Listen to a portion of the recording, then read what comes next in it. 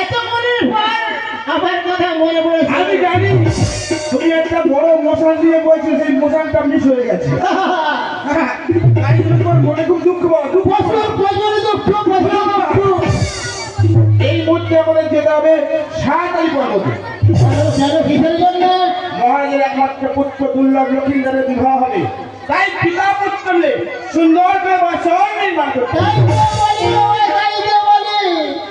নিজের ছেলের দুঃখের কথা বুঝতে পারছে না, আর এই অপরের ছেলের জন্য সাধনে সাধনে লোহার বাসন করছো।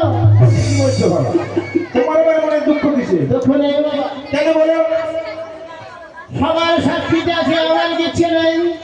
তোমার জন্য মা আছে, বোনের জন্য ভৈরব আছে, আর আমাদের কে আছে? আমার কেউ নেই। সারাই রাস্তায় ঘুরে ঘুরে ঘুরে বেড়াচ্ছে। কেন বাবা? তোমার কথা আমি বুঝতে পেরেছি, চিন্তা করতে হবে না। এই মহারাজের কার্য করে দিয়ে পারিশ্রমিক পাবো, সুন্দর দেখি মেয়েদেরকে তোমাকে বিবাহ দিয়ে নাচতে নাচতে আমাদের বাড়ি ঘুরে চলে যাবে। কথা দিলাম, কথা দিলাম। এটা ঠিক বলছো। যন্ত্রপাতি আমি একদিন চড়াই করে উঠেছিলাম জানো। যন্ত্রপাতি গুছিয়ে পেয়েছো? বুঝে নেবো, বুঝে নেবো। বড় থেকে আস্তে আস্তে একটা খুব সুন্দর মেয়ে দেখেছি। হ্যাঁ, আর এই কাজটা করে তুমি টাকা উপায় করে ওই মেয়েটার সঙ্গে কিন্তু আমার বিয়ে দিতে হবে। বেশ, তাহলে চলো বিলাসের নাই প্রয়োজন।